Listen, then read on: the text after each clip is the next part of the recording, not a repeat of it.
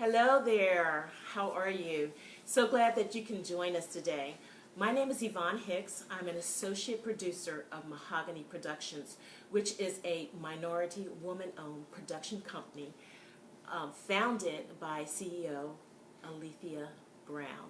And so its goals, Mahogany Productions' goals, are to publish quality literature for all ages, to produce quality films, and to assist emerging artists and emerging filmmakers with their dreams. And so Alethea herself is a self-published author. She's written one of the books, several books, but here's one, Pink Slip, Diary of a Black Author. So awesome. So today we're here to talk about a production that she's the writer-producer of, Sticks'nStones, the Daisy Myers story. And it's going to be produced as a feature film. And I'm here with Lynda Myers, who is Daisy's daughter and a good personal friend. So tell you a little bit about the film. Sticks'nStones will be a film based on a true story, their story of Bill and Daisy Myers. They were the first black family who moved into an all-white subdivision in Levittown, Pennsylvania in 1957.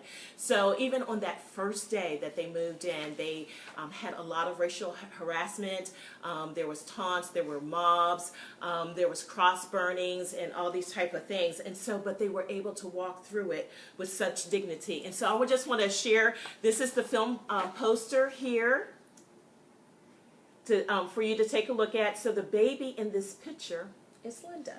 So Lynda is a good family friend. She's one of my sister's best friends and like a sister to me. And so Lynda, I know we've known each other for like forever, right? And known your family, and I've never had heard your mom's story except for the last few years. And so can you tell us about how that was to kind of grow up and then suddenly find out, wow, your mom is like the Rosa Parks of the North, right? So tell us a little bit about that.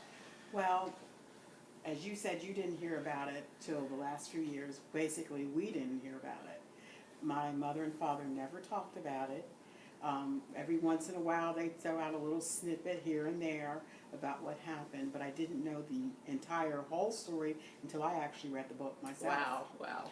So then that's when, that was around 2005, I believe, she joined a writing group. Okay. And they encouraged her to publish this book that she had been writing.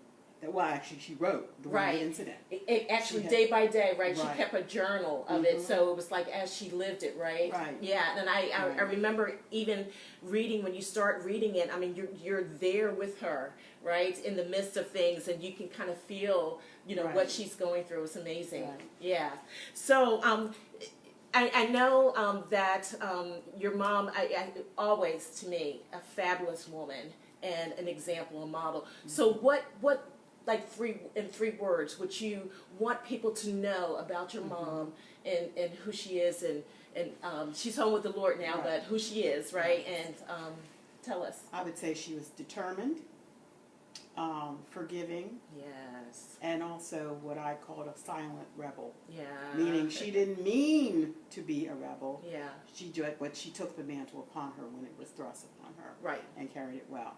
But she was going to live her life as she felt was best for her and her family, not what society told her was best. Yes, and that was one of the things we talked about earlier, that you said that their intent was just to move to a nicer neighborhood, bigger house for their family, right? To raise their children. Right. They were not trying to start a movement, right? Exactly.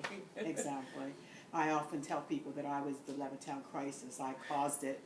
Because she wanted a bigger house. She had two boys, and now she was having a girl, so she needed a bigger house. Yeah. So if I hadn't come along, they may not have moved and started all of this. Yeah. But I know that they were people of faith, and so there are times that I know for myself personally that we just present ourselves and make ourselves available, and so when the Lord wants to deal with a particular issue, He will bring circumstances to you.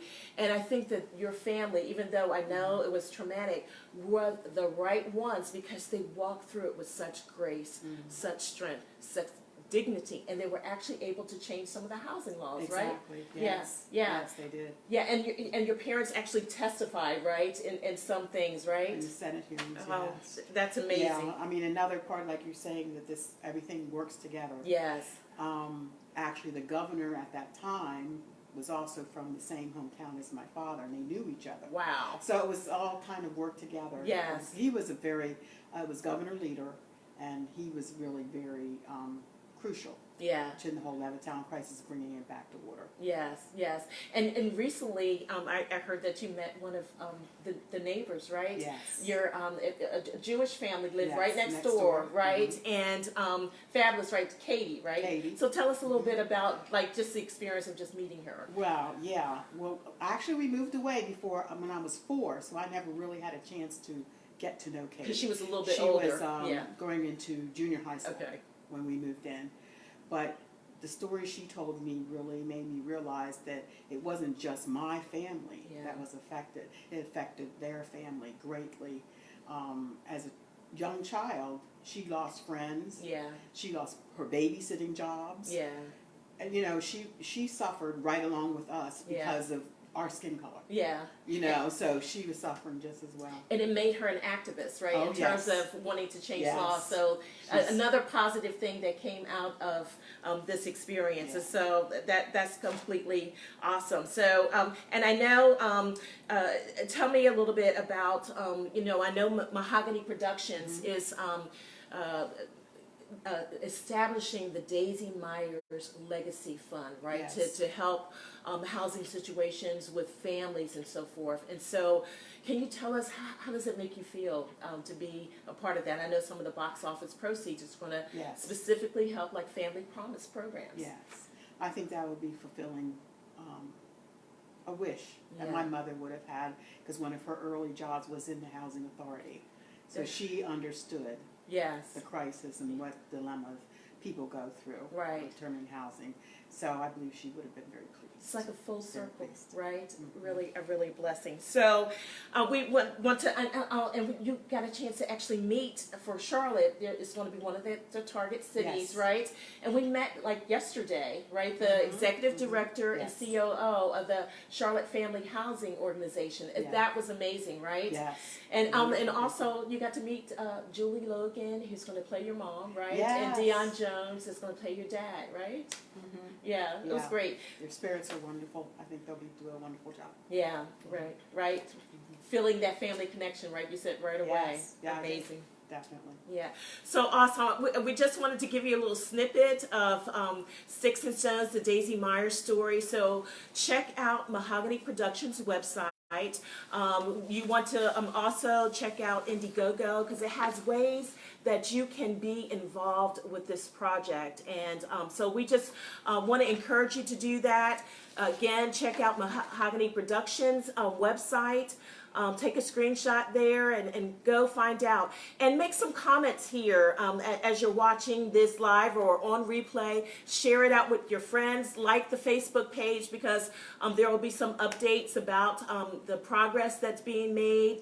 And so we just encourage you to be involved because we can change things. Here's one family that stood and was able to make a difference and to change laws and so forth. And even though we have situations going on today, we can use this story, we can use history, we can project it forward to be a blessing to another generation. So thank you so much for tuning in and check us out.